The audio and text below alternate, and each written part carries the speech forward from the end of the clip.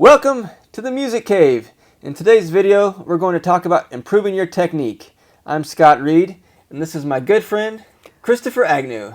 Thank you for having me. I'm very excited to be here. Yeah. I've known you for 10 plus years now, so it's been great. So I think your viewers are interested in learning some technique tricks. That's something that we all... If they're here, they probably... If they're here, yeah.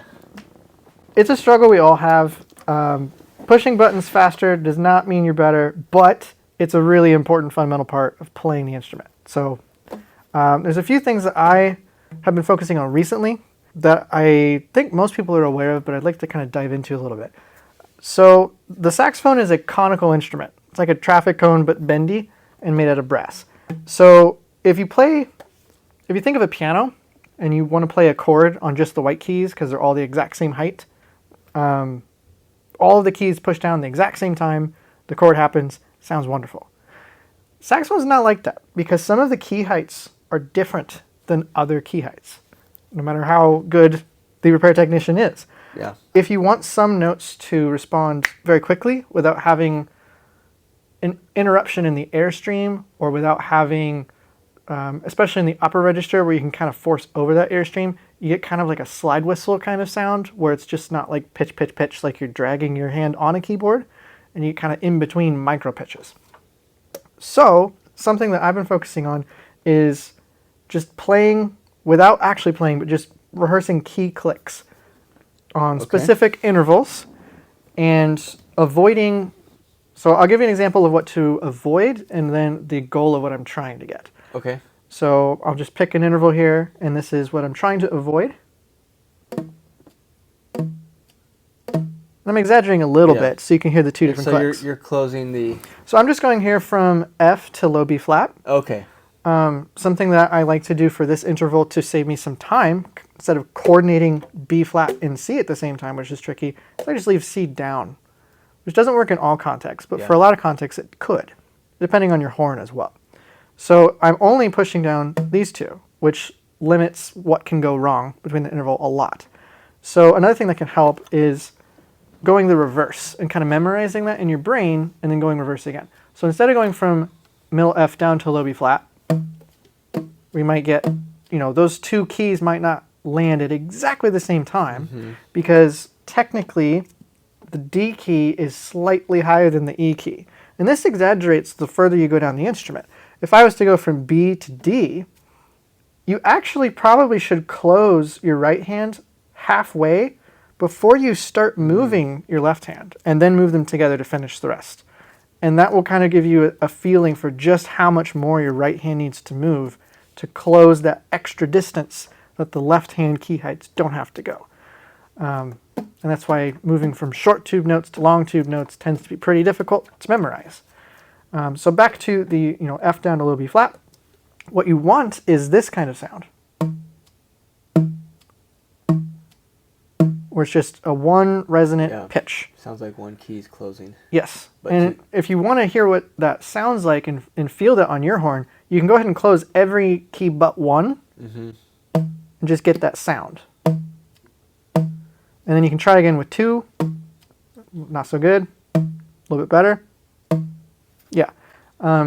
You kind of drive yourself insane a little bit once you first dive into this, but if you really take the time to learn it, it will immensely help every interval, jumping, altissimo scales, because those are really strange fingerings with, especially up there, the margin of error is a lot less to work with. So if you're going from a weird fingering to a different weird altissimo fingering, you have to be extra careful that all of the keys lift up and all of the keys push down at exactly the same time, keeping in mind different keys will have different key heights depending where they are located on the cone of the saxophone.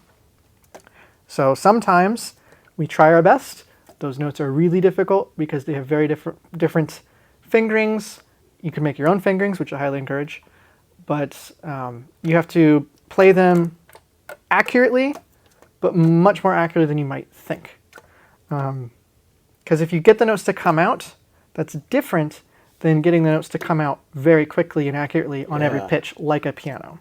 Otherwise, you're going to get a little bit of a bend and scoop between all those pitches. I'm theorizing that if you've practiced your voicing correctly and you're aiming for the right note, if an altissimo run doesn't work, I think personally a lot of the time it has to do with your keys not rising and falling perfectly together than where you're aiming. That makes sense. Yeah. So that's one thing. Yeah. So real quick, you recommend just starting doing those exercises very slowly, making sure they're really nice, and then would you speed them up as you go and just try to be able to almost, maybe not trill, but just do the quickly and still get that thunk? Yeah, really slowly, and there's a couple key components to that. So you want to make sure you're not playing with tension, because if you're very tense and squeezing and letting go, you're going to have a lot of problems playing later with tension. So it's important to stay as relaxed as possible, using only the force necessary to close those keys and no more, and then only the force necessary to release those keys and no more. Because people sometimes play with a lot of loud key noise. Yeah. Part of that can be mitigated with an excellent repair technician and making sure your horn works correctly. Part of that is you not letting go of the horn completely. So if you're playing and you let go, you hear a little spring back that happens. Yeah. And in quick passages, quiet passages, that can happen. There's a passage in the second movement of Maslenka that's very quiet, that is in the low register. And you're trying to play pianissimo into the distance, which doesn't work so great. So if you can figure out sometimes, okay, maybe I can leave this key down. Sometimes I have very large hands. I even use my thumb to play like the E flat key and leave that down. Then that same passage would be... And you can practice. Some of it's unavoidable, and especially the larger instruments like Barry. But if you practice not actually removing your fingers from the keys, then that can help as well. Okay. And I also highly encourage, when you're doing a tricky interval, to start backwards. So instead of going from B to D, go from D to B. Because it's a lot easier for you to kind of like let go at the same time and feel what that feels like. And then just go D, B, forget it. Go back D, B, forget it. Do that a few times until you're comfortable. And then your brain has memorized it backwards. So all you have to do is reverse that in your brain, and it tends to make it much more even right away. And you do that a few times, and you remember how to do it forwards. So that's my hack for that, and it's helped me a lot on a lot of really tricky intervals to sound very even in the sound and airstream. Great. If you're liking this video, please consider subscribing. Thank you. Had to throw that in. Of course. Of course, I am subscribed. It is a wonderful channel. Thank you for doing that, by the way. Of course. So I'm trying to think what other useful things would be to know. Playing with no tension, I think, is one of the most important things. Anytime you slow something down, because anything that you're practicing slowly, you're going to still do when you play quickly, if not less controlled and more frantic. And then you get nervous on stage, and then it's just really bad. It also matters how much you practice. You should practice, if you can, every day. Things come up, things happen, it's okay, but ideally every day. I wouldn't practice more than 4 or 5 hours in a day. Well, oh my gosh, I can't believe you say that. Why would you do that? Well, if you look at the top professors, I can't speak for everybody, but they're really busy. They teach a lot of students. They're going on all these concerts. They probably aren't practicing more than 4 or 5 hours a day from the ones that I know, I suspect. So how do you get all the practicing you need? Well, there's a lot of tips we could talk about of becoming more efficient in what you practice, which ultimately will also help your technique, because you're spending the most efficient time on learning a specific technique. If you do it too much, it's very difficult to remember. You might memorize mistakes, and you're going to get injured. And your technique is going to be garbage when you're injured, because playing through pain equals tension. Yeah. And this is cool stuff because you can do this at night when people are trying to sleep, and it's quiet. You could probably even watch TV as long as you're semi-focused on the exercise. Yeah, especially if you're only working on like a specific interval. Yeah. I know from middle B to middle G, because that's especially strange. Yeah. I will say, for this, if you're going to practice intervals, it's important that you're in your playing position. Okay. Because if you memorize this over here, that makes when you're sense. like got popcorn and you're watching, The Bachelor or whatever, when you go to play, or Scott's Music Cave, then when you go to play, you're going to be playing how you memorize it. Right. So if you're going to be doing, quote unquote muscle memory this way, you should be in your playing position maybe standing if you like to stand when you play. I like to stand when I play. Okay. Because it'll get you in the correct Yeah, no, posture. that's good advice. to That's memorize. a good tip.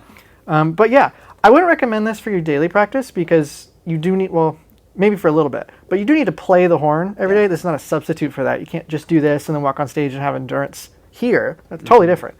But like you said, if you are in a quiet place, if people have gone to bed, you can sit there. And sometimes what I do is I'll put the metronome on and I'll play through whatever I'm playing just to hear the key clicks. Yeah. Because you can hear a little bit easier if things are lining up absolutely perfectly or not.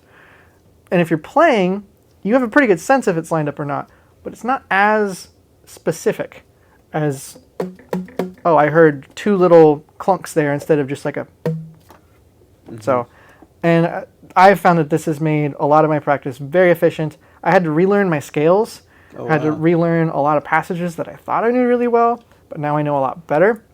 And I think this is something that is just an inherent challenge to the instrument because we know it's a cone-shaped instrument, a conical instrument, but sometimes it's easy to forget the context of what that actually means when you're learning the technique of the horn.